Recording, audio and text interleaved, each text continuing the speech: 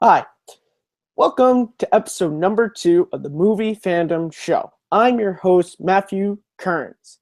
With me today, we have Greg. Greg, how you doing? I am doing great. Early in the morning, but excited to talk about movies and excited actually. I'm about to go and take a trip to Chicago, so pretty excited. It's awesome. Okay, so what movie did you bring on to the show this week? I brought a favorite of mine, classic of Michael Mann's au revoir, Collateral, starring Tom Cruise and Jamie Foxx. A great movie. Okay, so I'm going to ask you the question I ask all my guests. Do you remember the first time you ever saw Collateral? Honestly, no. I would say, it came out 2004. That was like my freshman, sophomore year of high school. So honestly, I saw movies like most movies I saw back then. Me and my dad and my younger brother went to the AMC theaters down the street, usually on Saturday morning, so dad could get the matinee showing. And we just saw movies. So I guarantee you I probably saw it that way. Yeah, for me, this was one of those movies that I remember always hearing about, and then a lot of movies they say I just rent from my library because I like to listen to audio commentaries and everything. This was just one of those. I really had no idea what I was getting into, but it was one of those movies, especially, with one performance I'm never going to forget. So let's actually get into that. Now, I know the performance all of you watching this wants to talk about, but we're going to talk about Jamie Foxx first. Okay, so Greg, what do you think about Jamie Foxx in this movie? Because this is one of my favorite performances of his. Oh, no, I think it's great because, and honestly, it's the great thing about Jamie Foxx's performance in this film is it's not the typical Jamie Foxx performance. Yeah, it's It, very neurotic when you look at it. It's very yeah, he's very timid. He's not because in a lot of Jamie Foxx roles, he's very commanding. like when you think of Jamie Foxx is cool. He's got that whole music thing going on, and then after Ray happened, he really hasn't done much, but he's got that cool thing. He's got that something I think he really could have used more of in the second Spider-Man was kind of taking performance from this movie. hmm Yeah, that was actually something I picked up on when I was watching. I was like, the way he is acting in this movie is very similar. It's a less comedic Mm-hmm. than what he was doing in Made Spider-Man 2. And by comedic is the wrong word, but it's more real. And I feel like had he played this role in Amazing Spider-Man 2, I feel like Electro would have worked out better. But we are not talking about Amazing Spider-Man 2. We're talking about this. And Jamie Foxx, this is one of those things. I knew Jamie Foxx from like Django and like Ray. You said like cool roles where he's like really cool and stuff. This was the first time where like he played a weak, timid guy, and it really showed me how good of an actor he is because he is so believable in this role. Oh yeah, Okay, yeah, continue. Go on. yeah, yeah, because he's always so boisterous. He first started off as a stand-up comedian. Mm-hmm. All of his early works were, he had the Jamie Foxx show. He had Booty Call. He has all these comedic roles, and then I don't think this was his first full-on drama, but this was, I think, one of the first dramas where you really started to really think about how good of an actor Jamie Foxx could be. Yeah, I think this was his role where people start to look at him as sort of similar to how like Dead Poet Society was for Robin Williams, where you take this comedic Right. actor and you put them in a movie like this and you go, oh no, they can do drama and they can do it really well. Okay, so Yeah. now let's talk about the role everyone wants us to talk about. It's Mark David, Ruffalo as the detective. Okay, no, we will talk about Mark Ruffalo. It's Tom Cruise. It's Tom it Cruise. All right, Greg, I'm gonna let you take this first because I got a lot to say about this. well, and this is actually this is why we saw the movie. I was a big Tom Cruise fan. Especially he's got the whole action franchise of Mission Impossible and everything. But Me and my dad were big Aaron Sorkin fans, so we just loved A Few Good Men. We were also one of my favorite films of all time. We saw The Firm. All of those. We were always a big fan of Tom Cruise's smaller works as opposed to him being just boisterous action guy. Yeah. Which technically there is action in this movie, but it's not the Tom Cruise action that you think of. No, it's not, and I think it's such an against type role because since Top Gun, he's just been leading man. But he is one of I put Tom Cruise in my top 10 actors, and he is if we're talking about leading men in history, he's got to be in the top 5 when it comes to leading men. He can just carry films. This was against type for him because this is the type of thing that if it didn't work, it could have.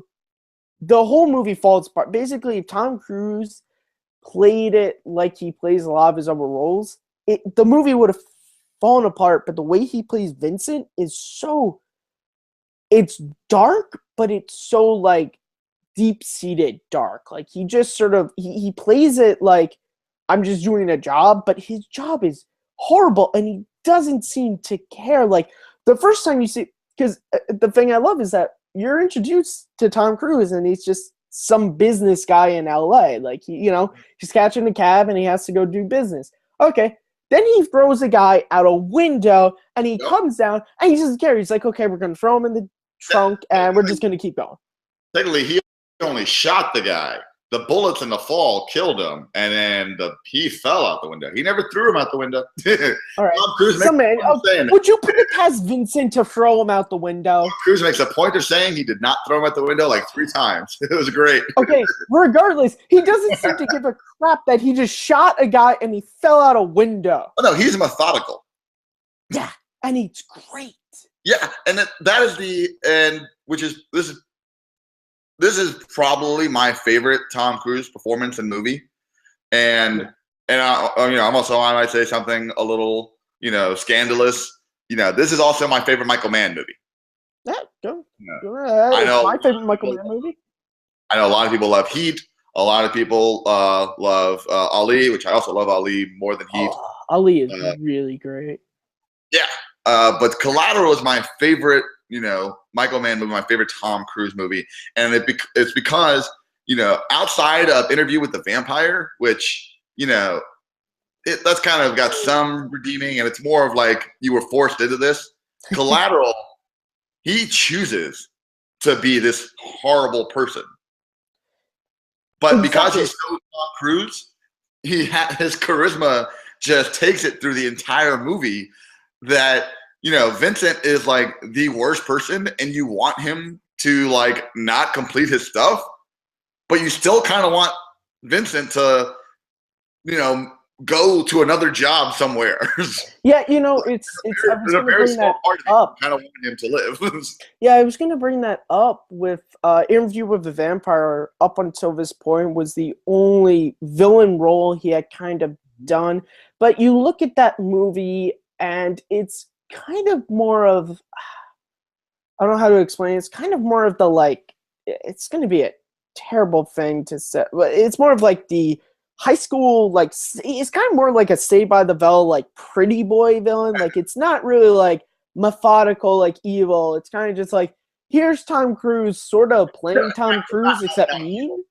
Yeah, it's not out and out evil. Yeah, this is out and evil because this is a guy killing people and not caring about anyone.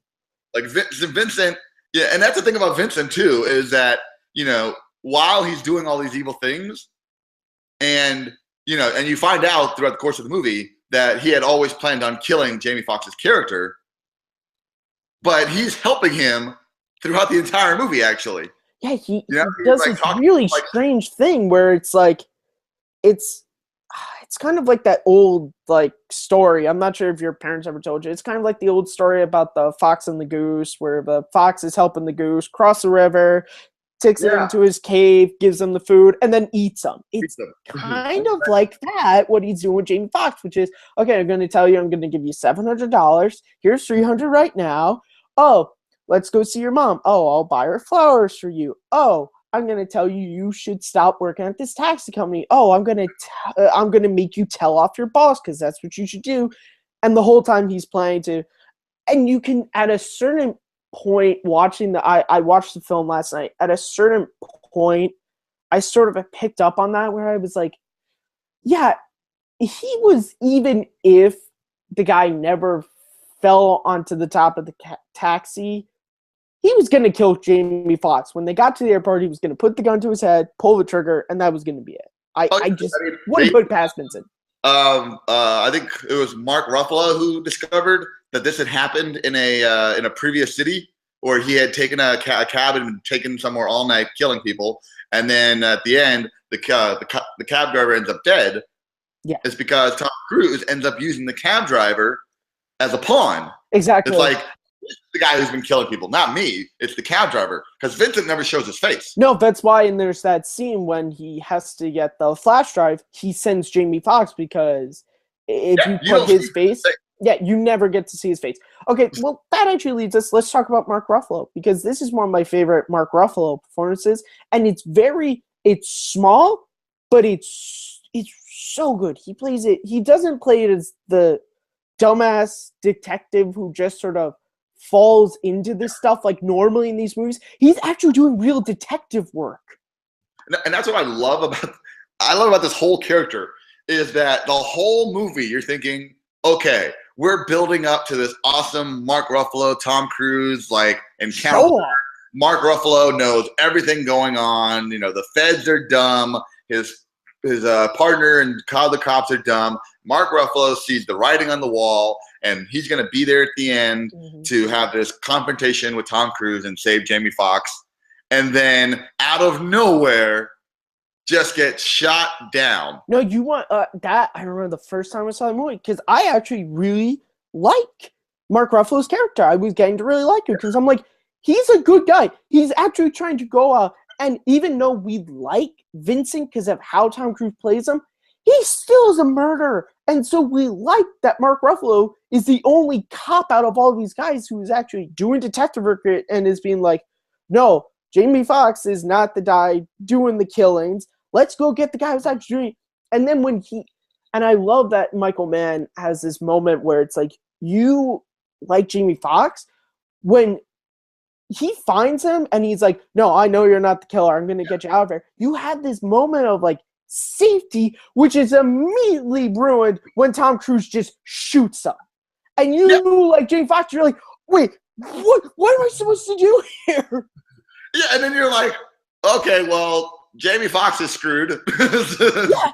Because you're like, if the only cop who was actually doing his job can't save Jamie Foxx, what chance does Jamie Foxx have in this movie? It's great. And it's awesome because he's laying the seeds. It's like, and it's also like Mark Ruffalo's character is like, I'm pretty sure, I'm starting to think that there's this cab driver who didn't just start offing 5 different people for this night. There's something maybe a little screwy with this scenario here. So I'm gonna actually do some investigating, and then he actually sees the person in the cab in the camera. He's not just like, that's Vincent, let's go. It's like, no, actually, I believe there's a scene or lines of dialogue where I'm not sure. I think they had looked up Jamie Foxx's record, and they see that he's been working for the cab company for 12 years. And I think it's Mark Ruffalo is like, why would a guy who's been working for a cab company for 12 years suddenly just start murdering people out of nowhere? Yeah.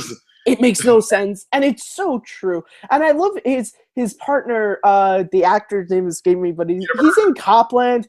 He always thinks he just played the dick cop because he was the dick cop in Copland. He's the dick cop in this, but he's so good at it. He's so good at this actor who, I'm sorry, if someone watching this knows what his name is, please tell me. Peter Berg. Yeah. Great dick cop. And he's, you know what? I'm not trying to be a jerk. He has a great, dick cop look. You have to have a look. He's got the chain, he's got the pop open shirt, Yeah, and he's the guy who, when the FBI are like, "Oh no, that's Vincent," he's just like, "Hey, look at that! They said it's Vincent. I'm going home." And Mark Ruffalo's like, "Yeah, okay." I love the little like talk to the hand thing he Yeah. does. It's like, you're not helping. Let me go ahead and do this. Yeah, you're helping as much as those FBI guys are helping. Yeah. Let's also talk about Jada Pinkett Smith, who is really good in this movie. She comes in at the beginning and she comes at the end, but she plays. I think she plays the role great. Yeah, and then actually gives me something I want to talk about throughout the entire movie is there is amazing callbacks throughout the entire movie. It's like one of the best films I've seen when they do that. Yeah, like you meet Jada Pinkett Smith in the beginning, and you think, oh, this is just this. They had this nice kind of rapport.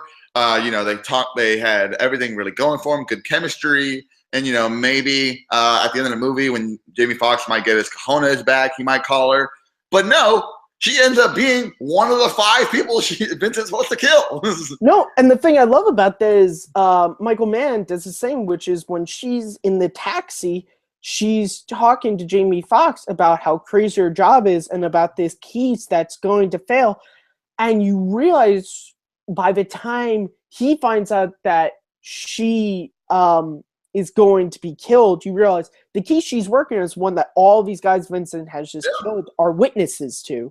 And I love stuff like that, which is just amazing. And there's also, we can go with, I think, my favorite moment or scene in the film is also callback, and it's when Vincent dies on the train, because it's a great callback to Tom Cruise's story about guy gets on the train for 6 hours, dies, and he's dead. He's dead, and people they sit next to him, they get up. And listen, I take the for any Long Islanders, I take the LIRR to school. Trust me, if there was some dead guy on one of the trains I take, I could tell you no one would know. If there was just some guy, I could tell you, because we get on the train, we know when our stop is, we get up and we leave. We don't care about anyone else as long as we get up. But man, it's played so well. I have to pause for a second. I apologize. I normally do my spoiler alert at the beginning. If you have not seen Collateral and you've been listening for this long, I apologize. Stop this video, go watch Collateral, and then come back here. Because the minute I was like, yeah, the scene when Tom Cruise dies, I'm like, oh, wait a second.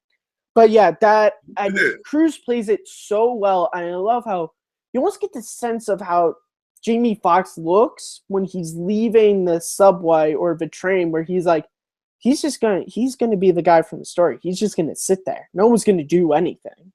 And it's weird. And Jamie Foxx has this look that he's not really sad that Vincent's dead, but it's kind of like this forlornness of, I think it goes back to Jamie Foxx's character of Jamie Foxx is a good guy, and you can get the sense of, like, when you hear that story, you're like, that's a sad story that there is some guy who must have no one who cares about him, that he could just sit on a train for 6 hours dead.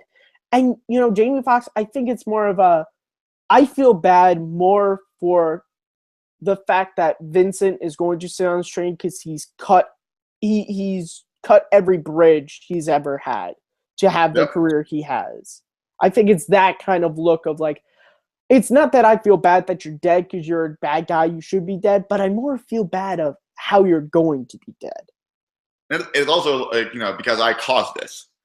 Yeah, I caused it. Yeah, and because he is, and that's something I love, and we could talk about Jamie Foxx throughout the course of the movie is a good guy. He never gets away from that. And, you get this stuff. I love this scene with his mom in the hospital when, he kind of has her thinking that he's running this limousine company, because he's like, if I tell her anything different, what's the point? It's just going to make her feel bad that, because, she's in the hospital. She's clearly sick. I want my mom to feel happy and proud of me. And, and which is the whole character of Jamie Foxx is he's blustery. He's blustery, he's talking about how he's going to create this island limos. Cab driving is just a side job, that he's been doing for 12 years. you do that for 12 years, it is not a side job. It's your job. It's your job, and you're probably going to do it for 12 more years. And which is really the whole, like, you know, probably, you know, millions of people in America can relate to is, you know, you always want something better. You always have that dream job that you aspire to, but really you just get so, you know, safe, and, you know, going to the same job over and over again is just so easy that you don't really put forth the actual effort it takes to get to that dream scenario that you need. Exactly. And, you know, you feel bad for those people because, you know, but, you know, a lot of them, let's be honest, a lot of people do that and they love the jobs, you know, because a lot of them don't become cab drivers. A lot of them work at places where they, but something to go along with that is that's Jamie Foxx's entire arc in the story. Is he starts off as someone who has these lofty goals for his life, but he is so safe in his own world that he's not going to leave it. But you get the sense that at the end of the movie, I wouldn't be surprised if he opens up that limousine company like the following year, because you can get the sense that through all this craziness, now he's going to do what he wants to do. Now, there's one scene I want to talk about here, which is probably my favorite scene in the movie. Yo, homie, that's my briefcase. Do you want to talk about this scene first, or should I just take it? Go ahead. Okay. So, for those of you who have not seen Collateral in a while, I'll set the scene up. So, Jamie Foxx has now been zip-tied to his wheel by Vincent, and he is banging his head onto the horn, trying to get attention. And there are these guys that come down the alley, and he's thinking, oh, thank God someone's going to help me. They put a gun to his head, take his wallet, and take Vincent's briefcase. Vincent comes out after just doing his job, and he just the way Cruz delivers the line of, yo, homie, that's my briefcase, and he just kills all these guys, and you're like, oh my God. Because for me, that's the scene when I'm like, Vincent's kind of a badass. Do you have a particular favorite scene you want to talk about, or? I do, and also adding on to that scene is you like how dumb and probably like drugged out these guys are. Yeah. Puts the gun to the head and goes, "Give me your wallet," because you see I'm zip tied. My hands can't move because idiots. Well, sit up then. That's like how drugged out and stupid these guys are. But anyway, yeah, my favorite scene is probably a combination of honestly, this is like one of my favorite movies. This is like top 5 favorite movie for me. So there's like, we can talk about the nightclub shootout scene. We can talk about the jazz scene. We can talk about Max going to talk to Felix scene where he takes everything he's learned from Vincent and becomes Vincent in that last minute. We can talk about the whole scene where Tom Cruise suddenly becomes this horror figure in the law office, and you see his shadow, you see him creeping. Let's actually go with that, because that is actually a great scene because of that, which is it becomes a horror movie at the end when it's everything. Yeah, it's the one person on the phone who can see the killer in the house trying to tell the person who's in the lights go. It becomes a horror movie at the end, and Cruz is a great he's a great vocal actor, but he's also a great facial actor, and he puts that when he is running around the building trying to find them, the way just his eyes are widened, and it's amazing acting. Oh yeah, and it's great. It's and that's one thing I like about Tom Cruise's whole character is like if you watch him throughout the entire movie, you'll see that he's always looking around. He's always moving. Like he's not just looking at Jamie Foxx or looking straight. He's looking out the side window. He's looking at the back, turning around. And it's been confirmed by Michael Mann that he had military training in the past. Well, I believe that's a line of dialogue between Mark Ruffalo and the FBI, which is they hire ex-special forces to do these jobs. And yeah, you get the sense of when he's going to places, he's always surveying the scene to make sure how he can be most effective. And it's funny, it kind of goes along with the episode I just did with Case on Terminator, which is he kind of becomes a Terminator figure at the end, which is he's not going to stop until he gets the job done. He's going to kill Jada Pinkett Smith however it takes. He's not going to stop, and it's terrifying. Which I love that, there's really no reason for Jada Pinkett Smith to be killed. By the time you kill all of her witnesses and all of the evidence, like, she's just a lawyer at this point. Yeah, she's just a lawyer. There's no use, but that's kind of what I love is, like, Vincent is still, like, because that's the thing, like, very similar to Terminator. He has a job. He has to carry it out. It's great. Yeah, it's scorched earth, baby. Everyone dies with the terms of this case, even though there's no reason. It's just scorched earth. Take everyone out. Yeah. But another part of that scene is, he's like this, Terminator thing, and he's got this great, like, I'm gonna get these people, and and it's great, like, thing that shouldn't have happened. He throws the chair through the glass door, and he jumps on top. And I've listened to the commentary on this, and I've read so many articles. He was supposed to jump on the chair and just jump straight off, like it'd be so cool. But he jumps on the chair and he falls down. Yeah, he just gets back up and keeps on going. Which that wouldn't happen. He was supposed to just jump on the chair and be able to just go. It feels so real that. And that's what I love, because I feel like had he just jumped on a chair and be all like super cool moment, it wouldn't feel real, because that moment feels like, if I tried to jump on that chair, I would probably fall and hit. And that's why he left it in. Exactly. Michael Mann said in the commentary, it's like, this is not supposed to happen, but I saw this shot and I just loved how it was kind of encapsulated this character of, he's not this superhero, supervillain, but he's an actual guy, but he's still not going to stop. Yeah. Like he gets up and forget the pain. I'm going. Yeah. Now there's something I want to talk about as well, as Michael Mann's music choice in this film is fantastic. The name of the song is escaped me, but it's talking about the "Shadow on the Song" by Audioslave. Yes, that's the one. That's the one. That is a fantastic song for this movie. It is, and people. A lot of people have, misgivings about Audioslave, because like Soundgarden's better, or Rage Against the Machine is better. But for me, I'm a big Audioslave fan, especially this first album where this song came out. Had Like a Stone, On a Highway. But, the way he uses this song and this movie with, first in particular, the Coyote song, when the Coyote's there, and two, when it's ramping up and Jamie Foxx is like, F it, this is ending right now, and what are you gonna do? You're gonna shoot me? Come on, I'm just gonna go. What are you gonna do about it? You're gonna do nothing, and I'm tired of just being a pawn in this scenario. I'm gonna actually do something.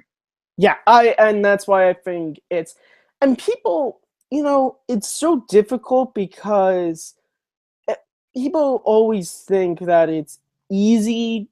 They think it's a lot easier to do what Michael Mann's doing in this film, or like what Quentin Tarantino does in his films, which is take already existing songs and put them into your movie. Because something like, say, a John Williams score, well, John Williams is a composer. He has to see the movie. He has to score all this original music. Whereas, you're just taking an already pre-existing song and just sticking it into the film.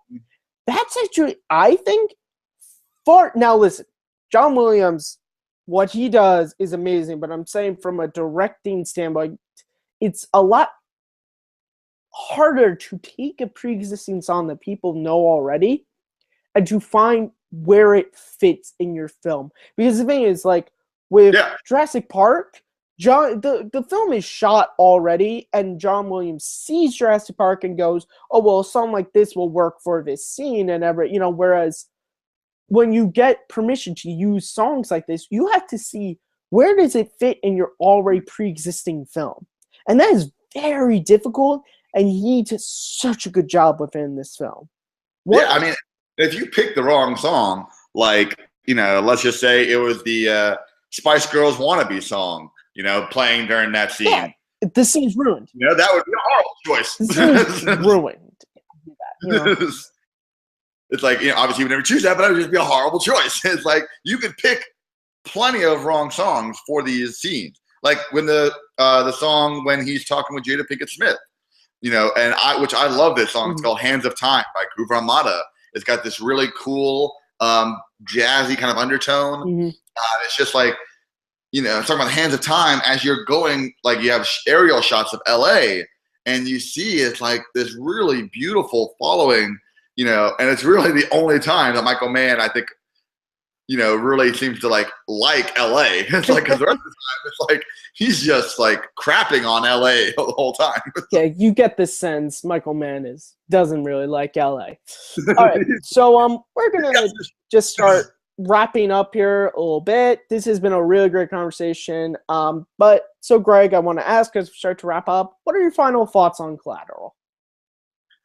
My final thoughts really is everyone should honestly see this movie. It has so many great performances and it has a great character arc because, just a quick aside, when you get to the end and you actually get to the, showdown between Vincent and Max actually stands up. And it's awesome. He closes his eyes. His eyes are closed the entire time he's shooting. And the whole movie, Vincent's like, we got to adapt. We got to improvise. And because everyone thinks it's, how does Jamie Foxx win and Tom Cruise doesn't? It's because Tom Cruise doesn't improvise in this scene. His whole thing is shooting 2 in the chest, 1 in the head, and there's a giant metal thing right in the middle, and you can actually see the indent. Well, Jamie Foxx is just shooting all around.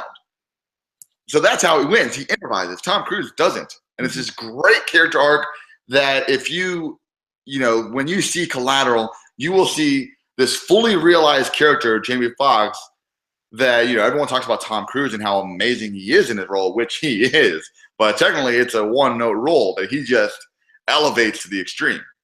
Jamie Foxx has this amazing character arc, and it's a great two-hander. And everyone should see it. I like I said, I preferred Better Than Heat. I prefer Better Than Mindhunter. This is my Michael Mann movie. And it's just one of my favorites. It's great. This awesome kind of digitally shot film that looks amazing. Yeah. So my final thoughts, this is a fantastic movie for Tom Cruise, for Michael Mann, for Jamie Foxx. If you have never seen this movie, go see it. If you haven't watched it in a while, I really hope that this episode has made you want to go and revisit it, because this is a great film that you pick up on things you didn't the first time. And I think that is a difficult thing to do as a filmmaker, to make your film rewatchable and have things that you're going to only gain the more time you watch it. Yeah. So, Greg, I want to thank you for coming on to my show, bringing on this great film. Do you have anything you want to plug for the viewers? Really go ahead and watch Take 3 Productions YouTube channel. They do this great fan movie trivia schmodown. They also have this great podcast where they react to the movie trivia schmodown that Collider puts on. I was actually on the last one with my buddy Matthew here. It was a great reaction video. Please go check those out. And then one other thing I just wanted to quickly note about Collateral is that, you'll be wondering in the beginning of minutes, is that Frank Martin from The Transporter? And while it hasn't never been confirmed, there is a huge theory that, yes, Jason Statham is playing his Frank Martin character from Transporter. I've heard this. If you look at it, he really is. And it's awesome to have these two universes be in the same movies, be in the same universe. It is awesome. What a great little bit of trivia to end on, Greg. All right. For me, you guys can find me on Twitter at Kearns_Matthew. You can find me on my YouTube channel, MattMovie611. You can find the Movie Fandom Show every other Saturday. And, of course, you guys can find me every Tuesday reacting for the Schmodowns right here on Take 3. And, of course, the Take 3 live show every Friday night. All right, so I want to thank everyone for watching. I want to again thank Greg and reminding you all to keep loving movies.